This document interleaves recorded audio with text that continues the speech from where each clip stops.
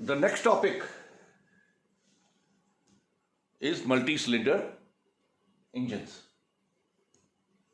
To understand the functioning of a multi-cylinder engine, that is the torque produced by the engine, whether it's more or less, vis-a-vis a single cylinder or a two-cylinder, we'll just briefly study that.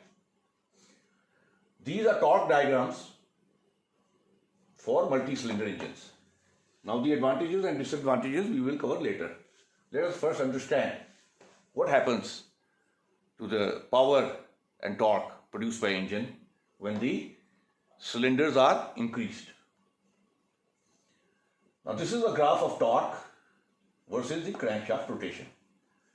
Crankshaft, in 4-stroke, the crankshaft revolves twice, that is 720 degrees. 180 degrees suction, 180 to 360 compression, 360 almost similar that way.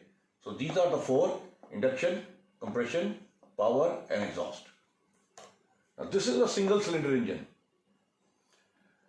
The work done is only the power stroke or the expansion stroke, which is the third column, and the torque, if plotted, this is 180 degrees, 360 degrees, and this is 720. 540 and 720. The torque naturally will be maximum for the power stroke. And the mean, this line indicates the mean torque. Mean means the average. The average torque, if you see, this is the torque, it will be very low. So single cylinder engine obviously produces much less torque. In fact, the maximum to mean is 8. That means maximum torque which can be produced to the mean torque. If you divide both the two, you get a figure of 8. Now let us look at the two cylinders. Induction, compression, power and exhaust. In two cylinders, since there are two cylinders, there will be two power strokes as shown. Here the mean, which was here for a single cylinder, it will probably rise and it will be around here. The mean torque, average torque will be around here. Here if you take the ratio of maximum divided by mean, it will be around 4. Similarly for 4 cylinders,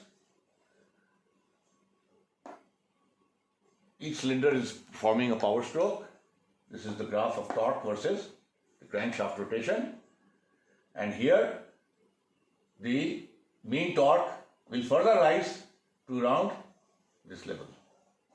And here this ratio will be 2. Let's come to a 6-cylinder. Now we are increasing the cylinders just to see how the torque rises.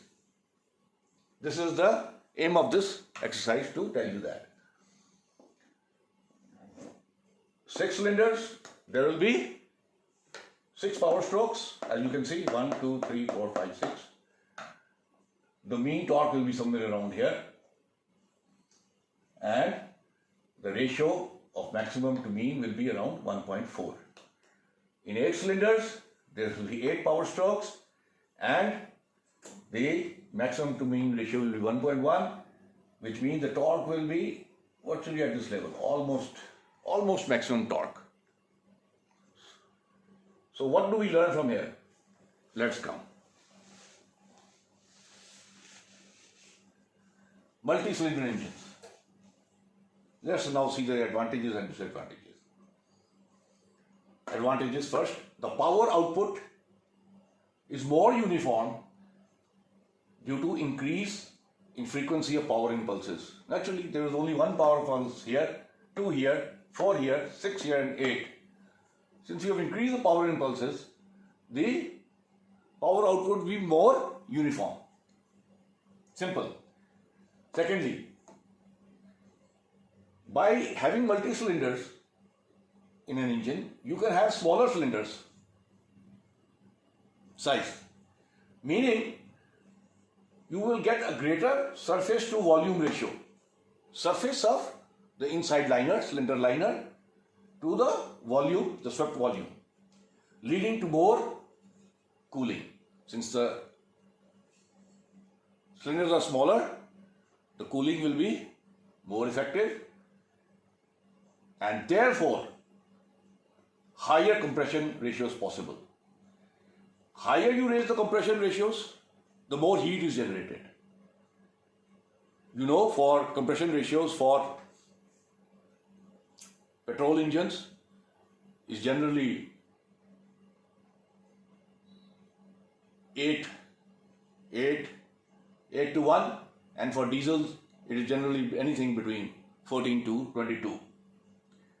So higher CR means you are compressing the charge or the air more, and more heat is being generated, and we need to cool that engine more.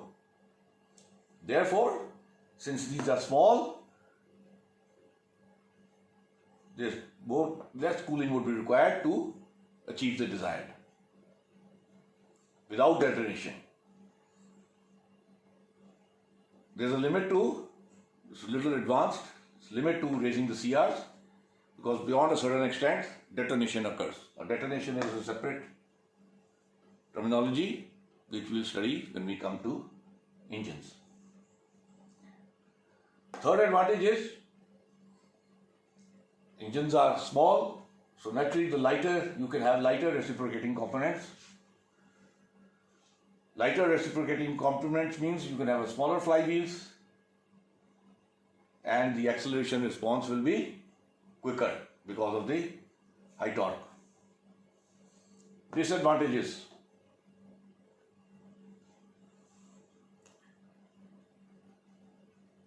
as the number of cylinders increase, the torsional vibrations will increase. Torsional vibration is an inherent feature of any internal combustion engine. The more number of cylinders, the more vibrations will be there. Second disadvantage is, in the carburetor engine, petrol engine, the mixture distribution is difficult.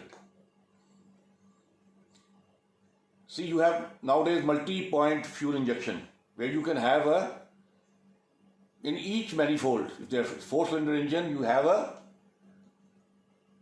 injector in each manifold. But in case of carburetor, the fuel, the petrol and air has to be mixed before it is made to enter. So it has to be mixed at only one place. So from one place, it has to be distributed to 4 inlet manifolds, and that's why there's a loss also, and it's slow.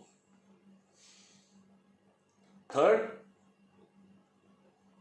the cost of providing exactly duplicate components is excessive. Naturally, mass production, the components should be exactly the same because they're in part of one cylinder.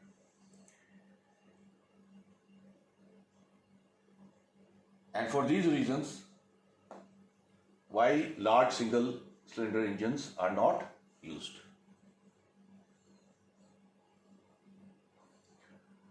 This finishes lecture 2, and in the next lecture, as per the unit, we will proceed to the next topic. Thank you.